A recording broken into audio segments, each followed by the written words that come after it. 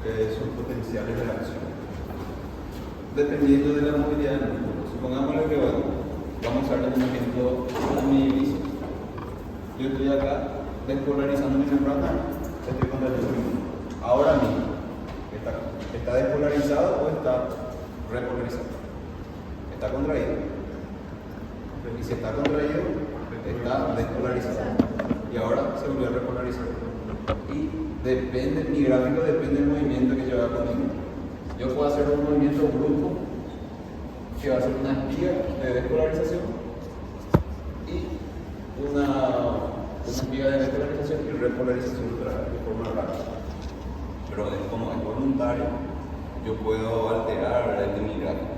Supongamos que yo contraigo mi músculo, hace su despolarización y mantengo contraído. Entonces, yo sí puedo hacer una meseta también de mi potencial de acción del músculo esquelético. ¿Por qué? Porque yo controlo. ¿Está? Entonces, cuando es voluntario, el esquelético, voluntario, ¿está? Es voluntario, en su mayoría. Depende del músculo esquelético de la faringe, por ejemplo, que se recuerdan del tercio superior de la faringe, era músculo esquelético, después pasaba a tornarse el músculo liso. Bueno, esa parte ya es más involuntaria, donde actúa la fase involuntaria de la evolución, pero bueno, en su mayoría es voluntario. Voy a poner por el brillo. Ya, no, ninguno más. Bueno, después tenemos el liso. El liso es involuntario o voluntario. Involuntario.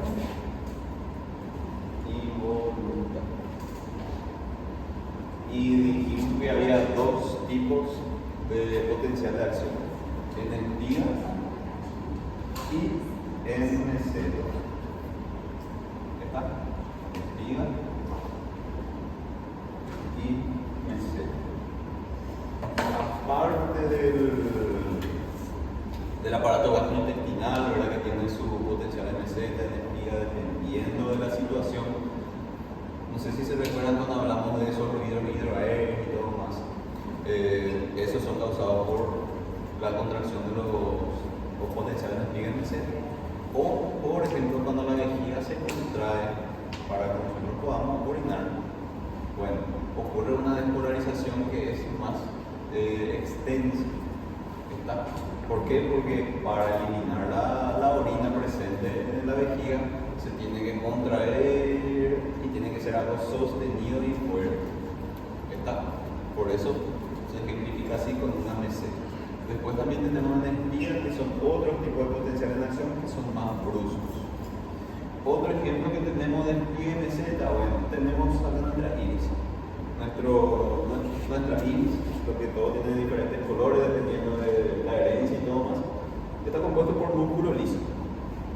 Y bueno, si está compuesto por un músculo liso, podemos decir que es voluntario, involuntario, es involuntario. ¿Cómo se altera esto? Dependiendo de la luz. ¿Se recuerdan que nuestra iris se contrae y se dilata dependiendo de la recepción de la luz para tener su reflejo de acomodación y convergencia? Se acomoda la luz, si bueno, hay demasiada luz, ¿qué va a pasar con la pupila? Se va a achicar. ¿Por qué? Para que reciba menos luz, para que pueda enfocarse bien a un objeto, a lo que está observando. ¿Está? Y si hay demasiado poca luz, se va a contraer el iris. ¿Para qué? Para ampliar más la pupila, para que la pupila pueda recepcionar más los fotones de luz que hay a su alrededor, para que pueda enfocar mejor el objeto a ser observado. Perfecto. Y se cumple. Dependiendo de la situación, dependiendo si la luz es constante o no, puede tener una espiga o un meseta también. ¿Ven? Tiene sus variaciones. Y bueno, eso es en cuanto a tenemos el aparato gastrointestinal, que también tiene espiga, meseta, y después tenemos la vejiga, por ejemplo, tenemos las contracciones del esfínter anal también, que comienza también a ser músculo liso, después va a ser estriado, pero también se cumple en espiga y en meseta. ¿Para qué? Para tener una contracción brusca y más intensa para que pueda realizar sus funciones. ¿Me entienden? Bueno, y por último tenemos un músculo cardíaco, que es voluntario o involuntario. Voluntario también, ¿verdad? Y bueno, ¿cómo era el potencial de acción del músculo cardíaco? Solamente había uno, que era una espiga y una meseta. Espiga y meseta. Espiga y meseta. La espiga está causada por la entrada de sodio y la meseta por la entrada de calcio. Y bueno, la repolarización por la salida de potasio. Perfecto. No hay mucho secreto en cuanto a las explicaciones del músculo cardíaco. Ahora bien, para la despolarización, repolarización, despolarización y repolarización. Despolarización y repolarización. En la despolarización, ¿qué es sodio? ¿Qué es? Ya dije. Bueno, sodio. ¿Entra o sale? Entra. ¿En el liso? Entra. ¿En el cardíaco? Entra sodio. Entra calcio. ¿En la repolarización? Sale potasio. ¿En el liso? Sale potasio. ¿En el cardíaco? Sale potasio. Pero en dos tiempos. El primero cuando entra el sodio, después sale potasio. Y el segundo cuando entra el calcio, también sale potasio posterior. ¿Ya? Después, ¿qué más? Los complejos. Complejo calmodulina solamente está presente en el músculo liso. Complejo, acá, complejo, calcio, calmodulina. Y en el cardíaco y en el esquelético tenemos complejo, ¿cómo? Calcio, troponina, tropomiosina. ¿Estamos? Y en el cardíaco lo mismo, porque también es un músculo estriado. ¿Ya? Después, ¿qué más? Y nada. Eso es lo que le quería mostrar en cuanto a la diferencia entre el liso y el esquelético, que el esquelético también puede tener su meseta porque es voluntario y depende de la acción que está realizando ese músculo en sí. Y terminamos con eso. Potencial de membrana en reposo. Potencial de membrana en reposo. Potencial de membrana en reposo. Y potencial de membrana en reposo. Potencial de membrana en reposo del músculo esquelético estriado menos 90. Perfecto.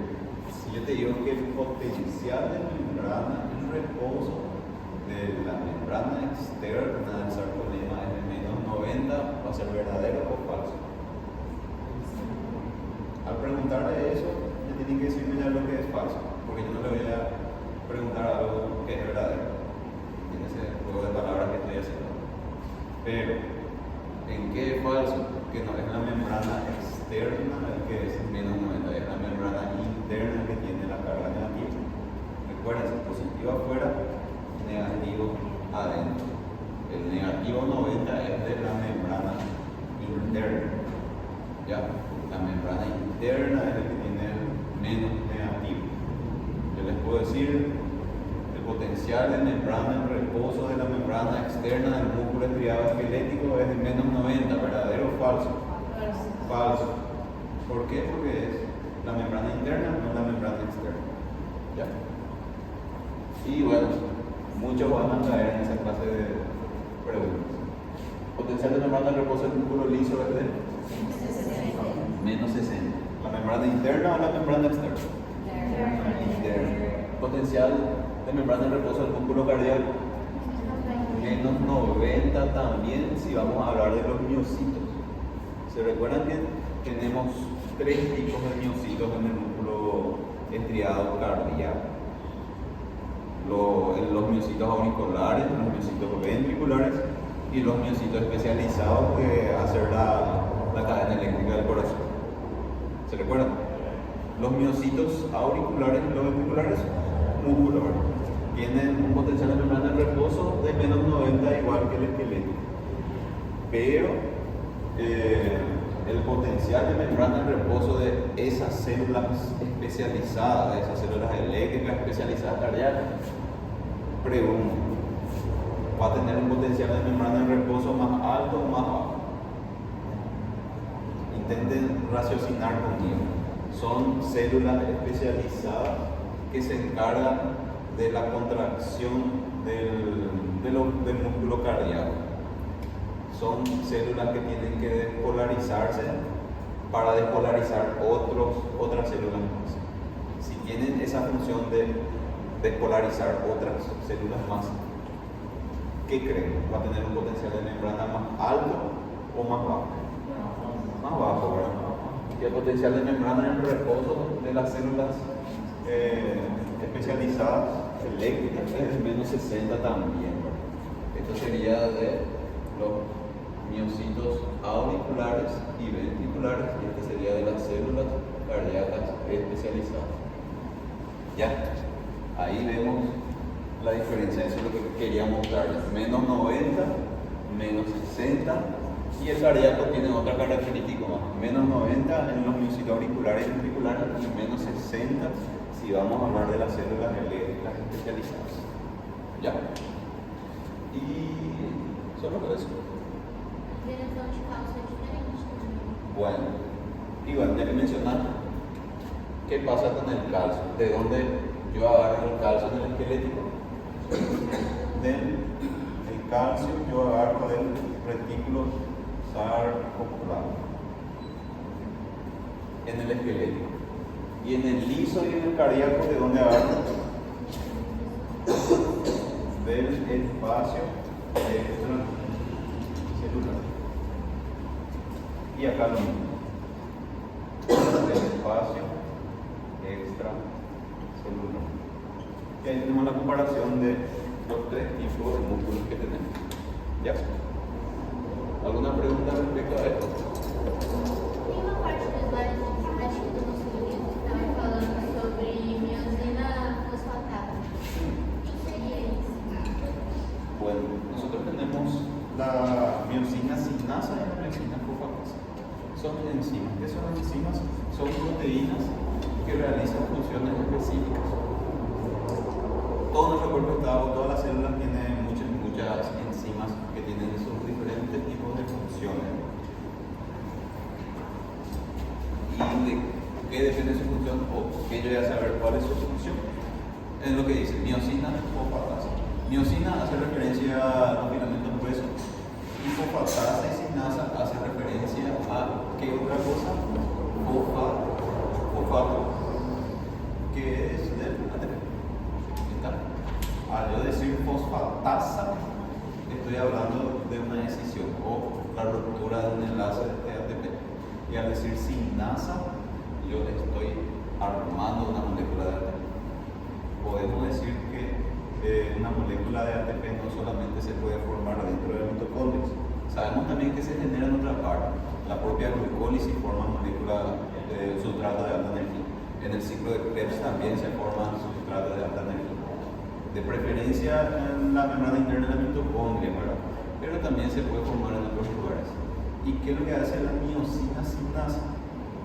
Agarra moléculas de fosfato y une junto con una adenosina que está unida a otro fosfato. O sea, puede volver otra vez a armar ATP. A eso hace la referencia. Bueno, todo eso dentro de la contracción, ¿verdad? Porque sabemos que para haber contracción tiene que haber liberación de energía. ¿Está? ¿Otra pregunta respecto a esto? Y nada, bueno. No vamos a hablar más de algo nuevo de electro, solamente ya está correr. Solamente lo que ya dimos.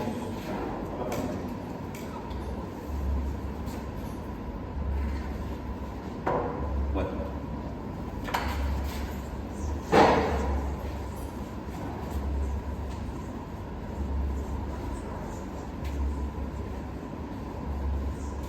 De forma rápida y práctica, para leer un electrocardiograma, 5 puntos. 1, ritmo. 2, frecuencia. 3,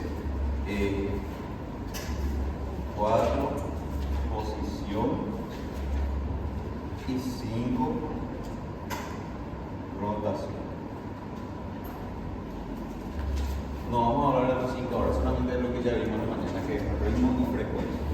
Y para saber cómo calculamos el ritmo y la frecuencia, bueno, ¿qué derivación tenemos que ver?